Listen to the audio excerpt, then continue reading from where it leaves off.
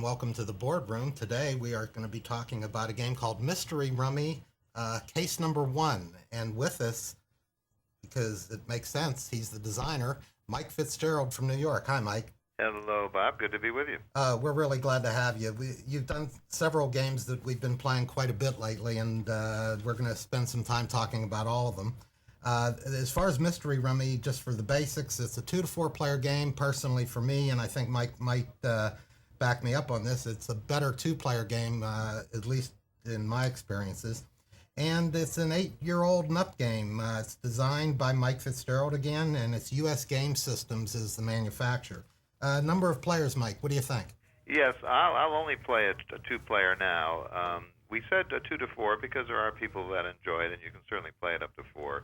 But this game I made specifically to be a very strategic and competitive 2-player card game with a huge skill factor when you're playing 2 players. So I've been playing it in serious tournament form for years now. I mean, it took me about 3 years to make. So I would recommend it for 2 players. And you lose some of that with 4-player. It becomes more of a free-for-all. Am I correct? Or? Yes, because you don't access everybody's discard. That's the problem in Rummy going more than 2 people, because somebody could set up the next person and you're not next in line. Well, that's exactly what happened in our games. We found it was fun with 4, but with 2 it became a real challenge. Why don't you take us through a quick overview? Obviously, the name is Jack the Ripper, Mystery Rummy Case 1. What does it concern? Okay, well, you're a detective and you're trying to find out who really was Jack the Ripper. And a lot of fun in this was doing all the research. We have these 6 people that I extracted from all the possible suspects from the books I read who might have been Jack the Ripper. In fact, we've even ranked them in most likely to have been the Ripper, which is Montague Druitt, down to least likely, which is a character we call Jill the Ripper, which just represents the fact that a woman might have done it. So we have 6 of the suspects, and during the play of the game, the reason we call it Mystery Rummy is that you are going to make melds, which are groups of 3 or more of the exact same card, and those are going to have points on them towards one of these 6 people. So the basic Rummy part of the game is just playing out these melds, and when somebody goes out trying to figure out who has the most points on the table, and that person is Jack the Ripper, and those points double. Now, the intricacies of this game revolve around what Jack the Ripper's doing while the Rummy part's going on. And as you get into the play, we'll talk about that. But the theme, I've always loved the detective games. I've always loved the game of Clue. And I decided to sort of take an opposite approach. In Clue, you start out with all the information and you try to eliminate possibilities. In this game, in this series of games, it's a little more like real detection in that you're going to get information as you go, and from that information try to find out more. So that's why I thought melding and collecting cards was sort of like collecting evidence, and it sort of led me to this Rummy form for a detective game. And I love it.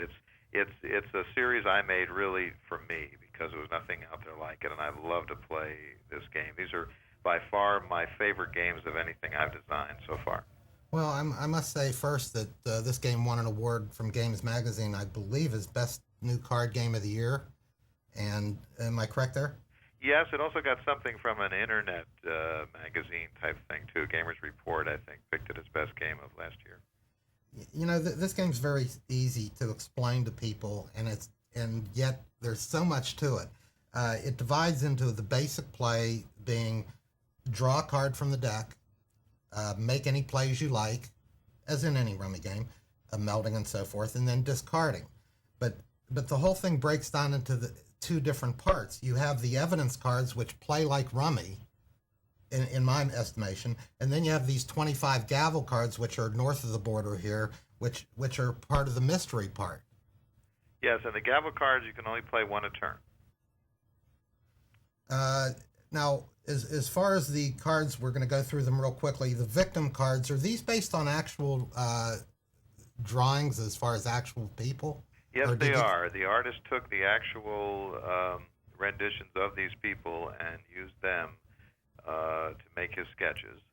And these are the 5 people that we know Jack the Ripper killed. There could have been a lot more. There's some guesses up to about 9, but these 5 are the ones we can for sure attach to Jack the Ripper.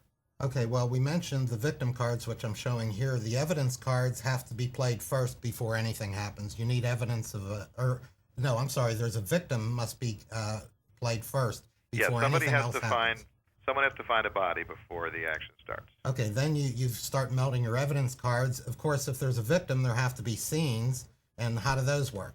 Well, the victims are cards that let you draw 2 cards when you play them, so they're very nice to have in Rummy because more cards can lead to more points and more melding. So they tend to get played early in the game, and that's what helps us get that established. The scene cards come a little later in use. They let you go back into the discard pile and get any one card that you want. And this game is played with a closed discard pile, which means it's not fanned out. You only have access to the top card normally. So scenes are usually held till later. And there's a cute little way the scenes will take a victim of the same color if it's already in play, and vice versa. It's only a 1 or 2 point swing, but it's a nice effect to team up the people with the places that they were found. So the game really revolves around the interaction between the evidence cards and the gavels. You're playing victims to draw more cards. You're playing scenes to go back and get them. Now, all the gray cards, the cards that have to do with Jack the Ripper, these work well in what we call the escape game. If you have the Ripper Escapes card, or you think that's your best strategy to try to find it, you're going to try to let Jack the Ripper escape. What happens there is if all 5 victims end up in play, somebody can play the Ripper Escapes card immediately out of turn and end the hand. And they'll score 35 points, and they'll get a point for every scene of victim, and that's all anyone gets is a point for scene of victim. It took me over a year to get the points on that card right. We just played, and how many of the cards that support that should be in play. The Ripper Strikes card lets you draw 5 cards from the top of the deck. If you find a victim, you stop and play it and draw 2. The Commissioner Resigns card gets all the victims out of people's hands immediately. They don't get to draw for them. So those 2 cards help you find victims if you're trying to escape. The thing that surprised me about this game is once we put the whole thing together, and even after it came out, I began to realize that all the cards I had made for the escape part of the game also worked very well in the Rummy part of the game. And that's where this game exceeded my expectations big time. The game is so deep. You can play both ends against the middle. Cards like Ripper Strikes help you get card flow by finding a victim, so you can draw 2. They help you set up your scene by putting more cards in the discard pile, and obviously they help you escape. The most interesting card in the game is probably Commissioner Resigns, because you can actually get victims out of people's hands quickly for escaping, but also for yourself. If you draw 3 victims and a Commissioner Resigns, you can play Commissioner Resigns, drop the 3 victims, and get out quickly, leaving everybody else with points in their hands. So we have just been very pleased with how the 2 paths to victory really meet all along the road, and the interplay of the cards in both types of games, if you will, seems to work very well. You know, these gray cards are almost an entire new level to the game. They all work they're interrelated, and I kind of liken when I explain the game to people the Ripper Escapes card as being like running it in hearts. Would that be a fair appraisal? Yes, it is. My goal was to make the Ripper Escape as much as people shoot the moon in hearts. That was my exact percentage goal. And I'm not sure, with best play, the Ripper probably doesn't escape quite as much as people can shoot the moon with best play. I did it the first game, and that was the last they let me do it.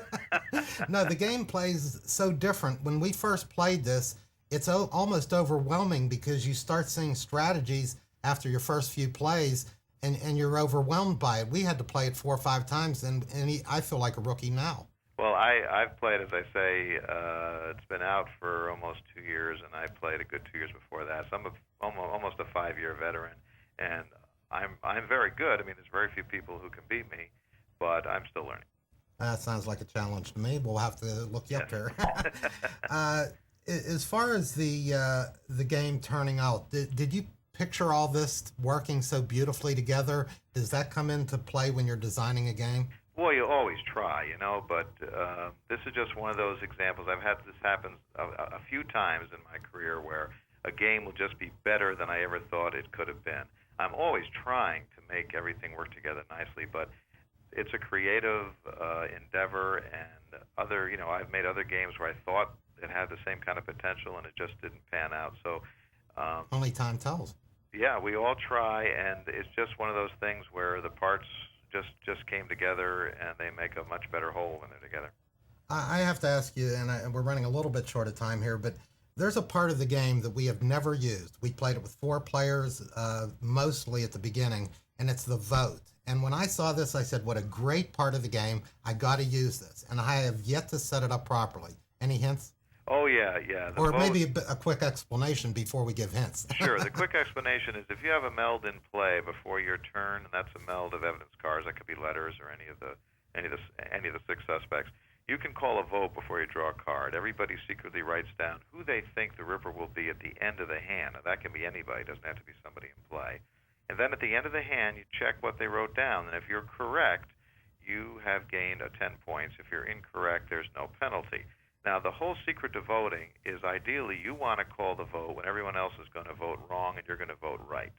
So what happens is the alibi cards, which I'm sure you've already discovered are discarded early, are very important late in the game. If it's very obvious on the table that Montague Druid is the Ripper, he has the most points, and you hold the Druid alibi, and you've also got Prince Eddie in play, and once you play the Druid alibi, Prince Eddie will be the Ripper.